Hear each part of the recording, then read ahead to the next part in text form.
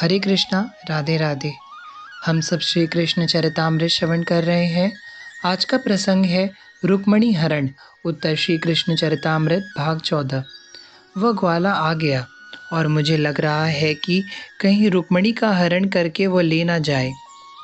उसकी ये बचपन की आदत है, जो वस्तु उसे प्रिय लगती है वह चुरा लेता है। रुक्मी, अगर ऐसा हुआ तो मैं समाज में जीने लायक नहीं रहूँगा। ओह, मैं तो सोच रहा था कि मगध नरेश ने उसे मार दिया होगा और वह स्वयं कह भी रहे थे, किंतु वह तो बच निकला। अब यहाँ भी आ गया है। कितनी घबराहट हो रही थी शिशुपाल को। वह भयभीत था श्री कृष्ण से। न चाहने के बाद भी उसका भय प्रकट हो ही गया था। आप चिंता क्यों कर रहे हो? हमने उसे निमंत्रण नहीं दिया है, इसके बाद भी वो आया है तो अपमान अब उसका होगा। मेरे पास सेना की कोई कमी नहीं है। फिर तुम्हारी सेना भी तो आ गई है, और अगर इससे भी ना हुआ तो मगध नरेश जरासंध अपनी संपूर्ण सेना विदर्भ में भेजने को तैयार है। रुक्मी समझा रहा था, चिंता की कोई बात नहीं है और हमारे लिए अच्छा है वह अकेला है। उसका बड़ा भाई बलराम भी इस बार साथ में नहीं है। कहो तो उसका यहीं वध कर दें? रुक्मी ने शिशुपाल से पूछा। अपने मस्तक में उभर आए स्वेद को पोंछते शिशुपाल बोला, तुम इतना सरल समझ रहे हो? मगध नरेश को उसने 17 बार पराजय किया है और बिना अपनी यादवी सेना के और काल्यवन जैसे अपराजित योद्धा को उसने मार गिराया है। कंठ सूख गया था शिशुपाल का कि यह सब कहते हुए हुआ। और आप चिंता छोड़ो, कुछ नहीं होगा, मैंने पूरी व्यवस्था कर रखी है। रुक्मी ने फिर समझाया शिशुपाल को। युवराज रुक्मी की जय हो। राजकुमारी को भगवती पूजन के लिए मंदिर भेजा जाए, यह राजपुरोहित की आज्ञा है, एक सैनिक ने आकर सूचना दी। कोई आवश्यक नहीं है अभी मंदिर भेजने की, रुक्मी दो टुक बोला, किंतु तभी, हे राजकुमार, यह हमारी परंपरा है। कुल की परंपरा का निर्वाह करना यह हमारा धर्म है। विवाह से पूर्व कन्या मंदिर में जाती है और दैवी शक्ति की कृपा प्राप्त करती है। राजपुरोहित वहां आ पहुंचे थे, उन्हीं ने आकर रुक्मी को समझाया था, किंतु वो ग्वाला आ गया है, वो वहीं से हरण करके ले जाएगा। शिशुपाल फिर भयभीत हो बोल उठा, यह कार्य हमारा है कि हम कन्या की रक्षा करें, किंतु कन्या को उसके अधिकार से वंचित करने का यह क्षत्रिय धर्म नहीं होता। राजकुमार, कन्या का यह अधिकार है कि वह अपनी इष्ट भगवती का पूजन करने मंदिर अवश्य जाएगी। और रही सुरक्षा की बात, तो उसके लिए आप लोग हैं ना, वीर महावीर, कीजिए व्यवस्था। राजपुरोहित की बात पर रुक्मी भी चुप हो गया और शिशुपाल भी। ठीक है, सेनापति को मेरे पास भेजा जाए। सैनिक को आदेश दिया। राजपुरोहित वहां से चले गए थे। उद्धव विदुर जी से बोले, सेनापति को आदेश दिया, रुक्मी ने, विदर्भ की पूरी सेना रुक्मणी की सुरक्षा में लगा दी जाए।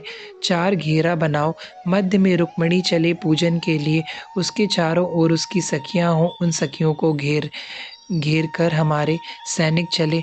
निशस्त्र फिर शस्त्रधारी सैनिकों को घेरा हो, जो उन सैनिकों को घेर कर चलते रहें, इन घेरे को कोई तोड़ ना सके। यह आदेश सेनापति को दे दिया था रुक्मी ने। अद्भुत बाजे बज उठे थे, शहनाई की मंगल गूंज से विदर्भ आनंदित हो उठा था। नर नारी पुष्प बरसा रहे थे। राजकुमारी रुक्मणी की जय जय जय, भीष्मक नंदिनी की जय जय जय, विदर्भ राज कन्या की जय जय जय। प्रजा में अति उत्साह था। उनकी राजकुमारी का विवाह होने वाला और वो आज भगवती पूजन के लिए जा रही हैं। सैनिकों के अद्भुत पूर्व सुरक्षा के मध्य रुक्मणी चल रही हैं। रुक्मणी के चारों ओर उनकी सखियां हैं। सखियों को घेर कर चल रहे हैं सैनिक, और उनको भी घेर कर चल रहे हैं अस्त्र शस्त्र से लदे हुए अति वीर सैनिक। मध्य में अति सुंदर गौन वर्णी मुखमंडल, ऐसा कि कोई एक टक देख भी नहीं सकता, इतना तेज है। गंभीरता से चल रही हैं।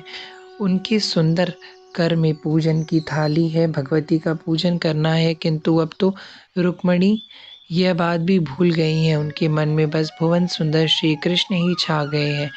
वह कब आएंगे? नहीं आए तो नहीं, नहीं विदर्भ में आ चुके हैं तो अवश्य आएंगे। इन्हीं सब बातों को मन में लेकर रुक्मणी चल रही है। मंदिर आ गया है। सैनिक बाहर खड़े हो गए हैं, अपने अपने शस्त्रों को संभाले हुए हैं, सावधान की मुद्रा में। भीतर सखियां गई हैं रुक्मणी के साथ, किंतु सखियां भी कुछ आगे तक जाकर रुक गईं। अब केवल रुक्मणी चली जा रही हैं। सामने विग्रह है भगवती उमा का, पूजन की थाल रख दी है सामने चौकी पर। प्रथम हाथ जोड़कर खड़ी हो गई, अपलक दर्शन कर रही हैं भगवती के, पर उन्हें भगवती कहाँ दिखाई दे रही हैं। उन्हें तो भगवती के विग्रह में भी श्री कृष्ण की छवि दिखाई दे रही है। उन्होंने तुरंत अपने नेत्रों को बंद किए, पर हृदय में भी तो वही विराजे हैं। रुक्मणी एक ही बात कहती है, हे भगवती, मुझे कृष्ण ही पति रूप में मिले। विलंब करना उचित नहीं है, ऐसा मन में विचार कर श्री कृष्ण ने अपनी रथ चला दी। अश्व दौड़ पड़े थे, क्षणों में ही मंदिर में पहुंचा दिया था।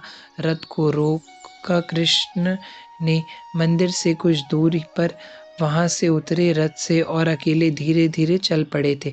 सैनिकों ने देखा, पहले तो उन्हें लगा कि विदर्भ के राज परिवार का ही कोई सदस्य होगा, किंतु एक ने कहा, नहीं, ये तो विदर्भ के नहीं है।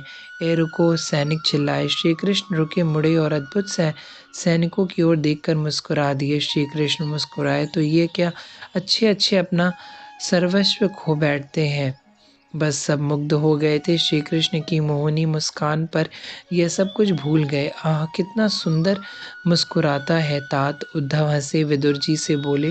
श्री कृष्ण बढ़ते जा रहे हैं मंदिर की ओर, पर किसी सैनिक में हिम्मत नहीं है जो इन्हें पकड़ ले, क्योंकि मुस्कान पर यह सब मर मिटे हैं।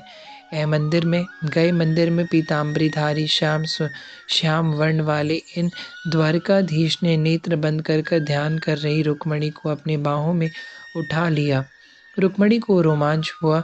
उन्होंने जैसे ही अपने नेत्र खोले, भुवन सुंदर की बाहों में उनका वह दिव्य अद्भुत रूप सौंदर्य वह देखती रह गई। श्री कृष्ण भी उन्हें अपलक देखते रहे और आगे बढ़ते भी रहे। क्या चाल है, वाह! सैनिक लोग चाल देख रहे हैं। रथ में ले जाकर रुक्मणी को बैठा दिया और स्वयं फुर्ती से रथ की लगाम संभाल बैठे। और रुक्मणी हरण ले गया, अरे ले गया। सैनिक भागे रथ के पीछे। रुक्मणी ने श्री कृष्ण से कहा, नाथ, रथ ना रोकिए, बस आप चलते रहिए, रथ इनको तो मैं देख लूंगी। इतना कहकर अपना दिव्य रूप रुक्मणी ने सैनिकों को जैसे ही दिखाया, तात, महालक्ष्मी है ये। इनके मुख से जो तेज प्रकट हुआ, उसे देखने की शक्ति कहाँ थी इन बेचारे सैनिकों में। सब मूर्छित हो गए, सब पत्तों की तरह बिखर गए, मानो वृक्ष से टूट गए हों। हरे कृष्णा, राधे राधे।